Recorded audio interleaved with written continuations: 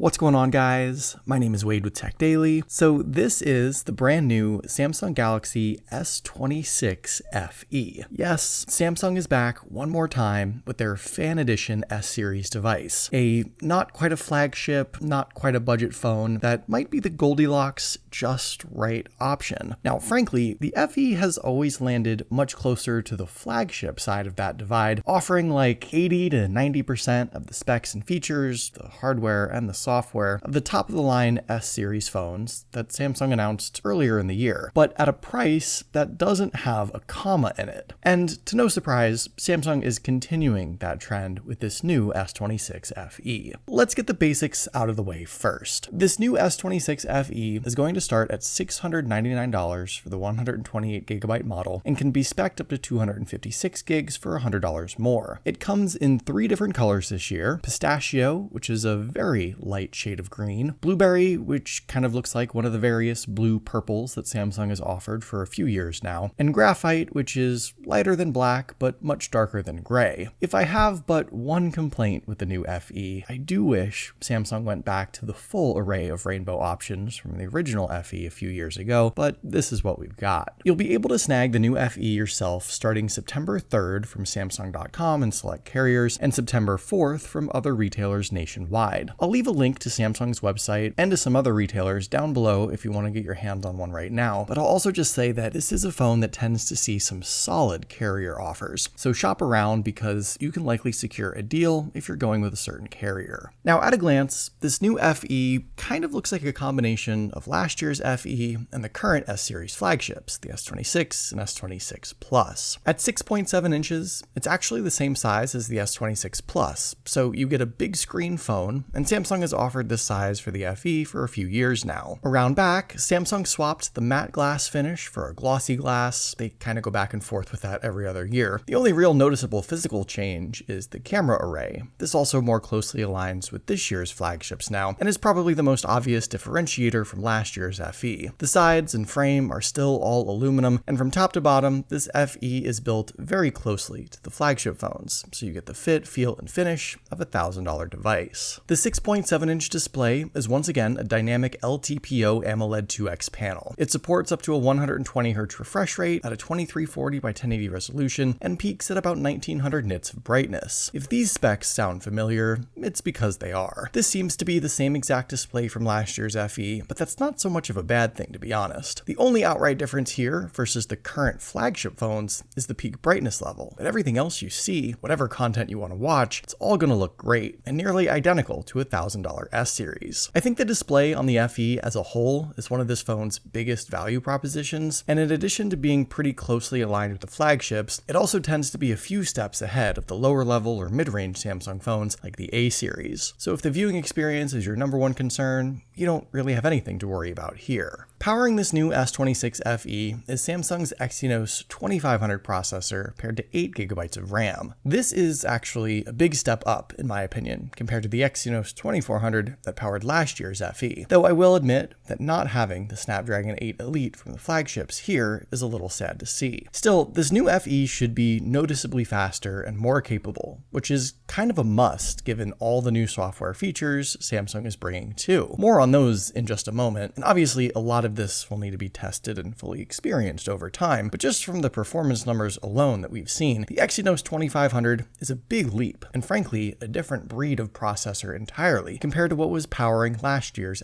FE. On the software side, Samsung is shipping this phone with Android 17 and One UI 9, with software support for a full 7 future updates. And a lot of the new software features on this phone were standout features announced earlier in the year for the flagships, and it's great to see Samsung bringing a lot to this new FE now too. You get things like My Fan Cam, where you can choose certain subjects to follow in videos, AI-powered photo editing and Gemini image creation, super steady video with horizontal lock, nightography video, document scan, audio eraser, updated updated Now Brief and daily updates, expanded agentic capabilities, your familiar Circle to Search and Gemini Live. A lot of these software features, One UI updates, and various add-ons you get are gracing the FE for the very first time. And once again, this really makes this phone feel much closer to the flagships. You're getting a lot of what was announced just months ago, and some software and AI enhancements that were flagship only for a while. And this further separates the FE yet again from many of the mid-range A-series phones that likely won't get this full-on software experience anytime soon or ever. When it comes to battery life and charging, the S26 FE is once again powered by a 4900 mAh lithium-ion battery, and it supports up to 45-watt wired fast charging and 15-watt wireless charging, so long as you have the right compatible charging accessories to achieve that. Reverse wireless charging, power share, is also still on this phone, and while there were technically no outright upgrades here, this is still a set of charging features that is identical to the flagship phones, and is a solid setup for sure if you need to get juiced back up quickly. You can go from 0 to 69%, nice, in about 30 minutes, and I have a sneaking suspicion that, coupled with the upgraded processor and One UI optimization, you should see some decent longevity from this FE compared to last year. But we'll be sure to test that out here soon.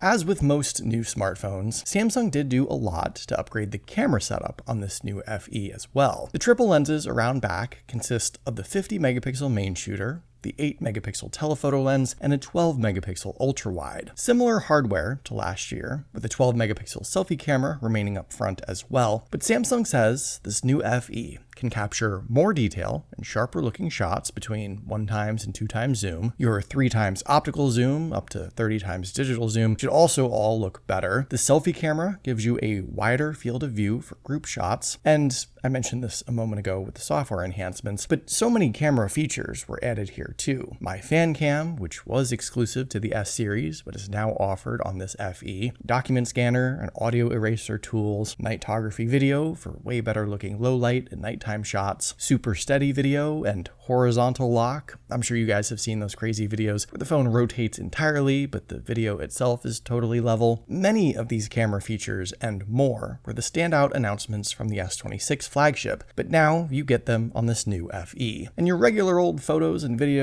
in general, outside the fancy new features, should also look better, thanks to the Pro Visual Engine and Exynos 2500 upgrade, which helps post-image processing, AI photo and video editing, and a whole lot more. From a hardware standpoint, and considering all the software add-ons, I don't think the camera setup here on the new FE is far off from the S26 flagship, if at all. And this is actually the biggest thing that separates the FE from the A series for sure. Not even a comparison really. This is basically a flagship camera setup through and through. So let me just quickly summarize this new S26 FE now, and I'll give you my honest final thoughts. With this new phone, you get a couple new colors, a big upgrade to the processor, Android 17, One UI 9, and tons of the software enhancements and add-ons that go along with that. You also get flagship level fast charging and a camera setup that rivals what Samsung spent most of the S26 launch really talking about, all for the much friendlier price of $700. I personally think that this FE has always been a really solid value for folks